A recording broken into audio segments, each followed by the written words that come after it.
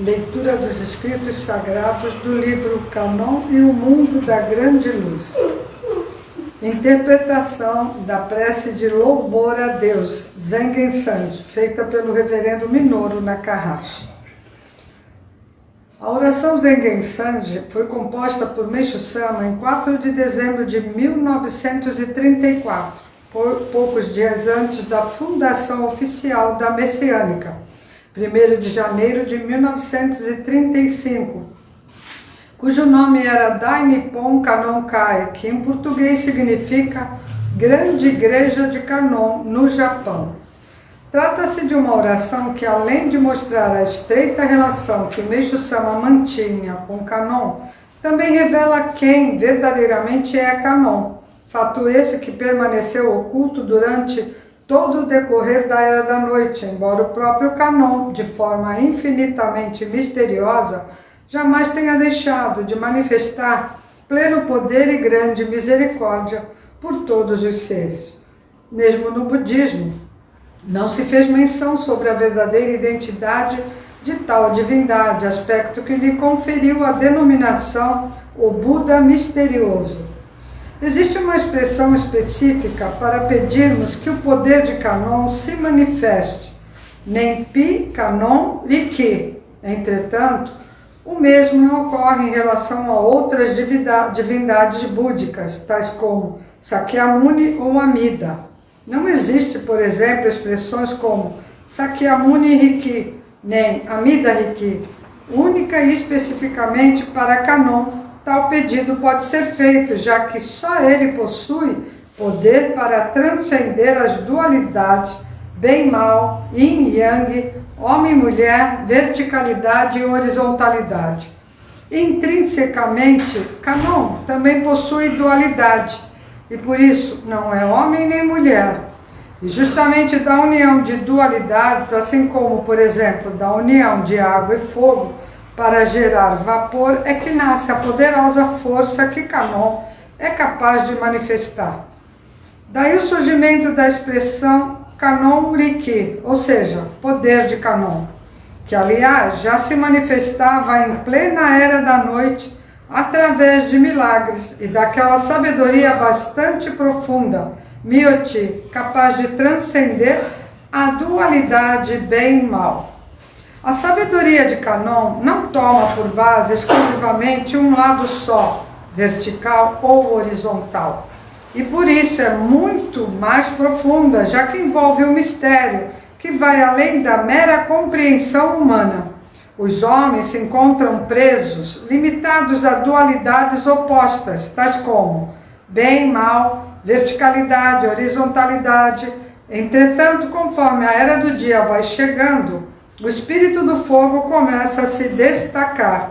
Dessa forma, à medida que o mundo espiritual se torna mais claro, o poder de Kanon passa a se manifestar de forma mais direta, já que no decorrer da Era da Noite era manifesto apenas indiretamente. Kanon se manifestou diretamente para Meishu Sama, levando-o a agir conforme os seus desejos. Foi então que o próprio Espírito Divino de Kanon começou a realizar o seu trabalho de acompanhamento da evolução do tempo em direção à Era do Dia. Na Era da Noite, a imagem de Kanon revelava essa divindade coberta da cabeça aos pés por um manto, o que na verdade quer dizer que Kanon, no decorrer da Era da Noite, se manteve oculto por tal manto.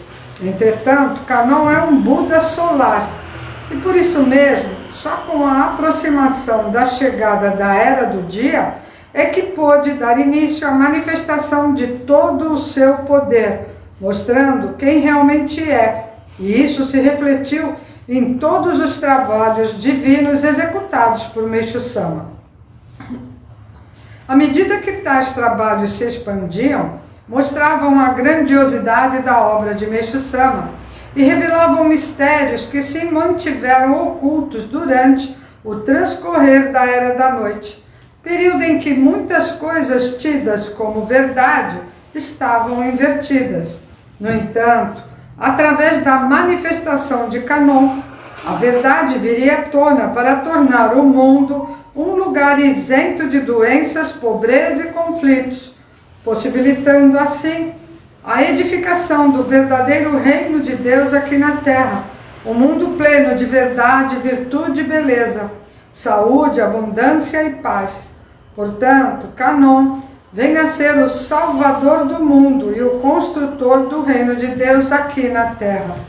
Foi Canon mesmo quem escolheu Meixo Sama como executor de seu plano divino aqui na terra, já que entre ambos estabelecia-se a mais perfeita comunhão. Por isso é que Canon fez revelações a Meixo Sama a respeito de todos os mistérios envolvidos em sua própria origem e também sobre o passado e o futuro da humanidade. Tais revelações têm caráter inédito e nem mesmo os grandes estudiosos dos sutras budistas chegam a ter conhecimento dessas verdades.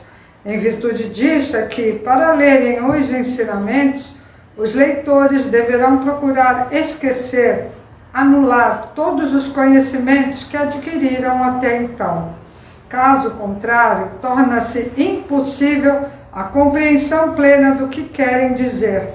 Mas os que acreditam verdadeiramente, os seguidores das revelações expressas nos ensinamentos de Meixo Sama, esses sim vão presenciar milagres, vão sentir a presença do Espírito de Canon bem perto de si.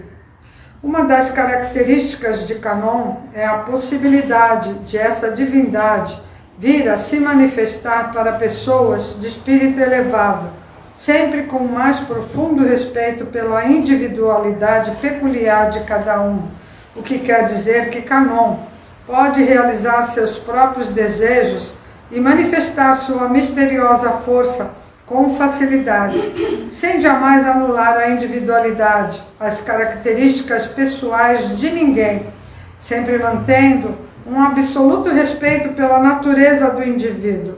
Daí o fato de esse tipo de manifestação de Canon denominar-se Oshin, manifestação que pode variar dependendo do contexto característico do espaço-tempo.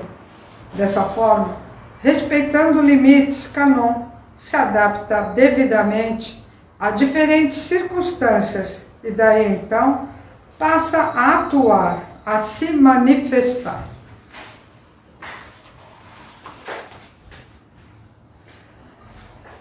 Boa noite. Então é muito importante, né, a gente estudar sobre Canon, né? A gente leu também, né, falando que aqui no Ocidente, Nossa Senhora, né, seria Canon, né, Maria Canon. Se a gente vê também as vestes dela, são bem parecidas, né, inclusive ela tem manto, né, ela tem coroa, então é muito, muito semelhante. Mas ninguém fala sobre isso, né, ninguém, na Igreja Católica, ninguém fala que ela seria, né, Canon.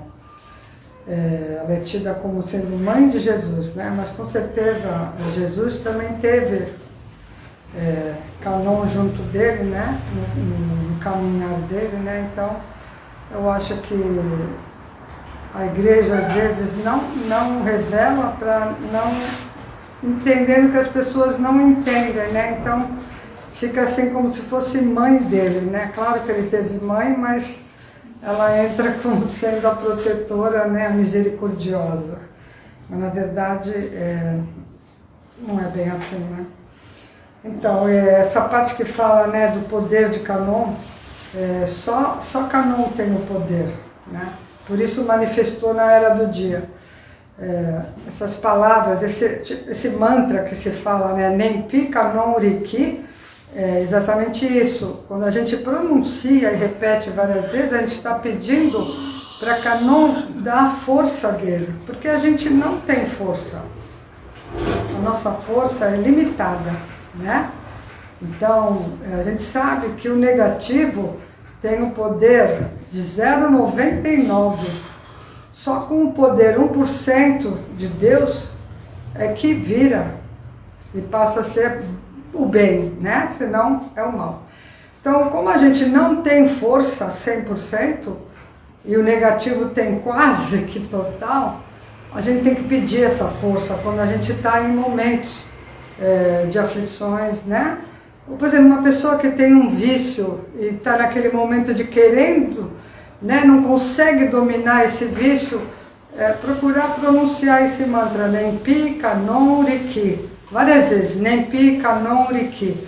E isso vai dando força e você consegue dominar esse desejo, dominar o secundário, porque é uma força que não é sua, né?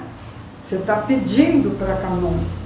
Então, procurar fazer essa experiência, né? Quem tem problema, né, de segurar às vezes um pouco os impulsos, em qualquer coisa, né? Uma pessoa que se irrita com facilidade, ou uma pessoa que tem vícios, seja ele qual for, uma pessoa que tem ansiedade.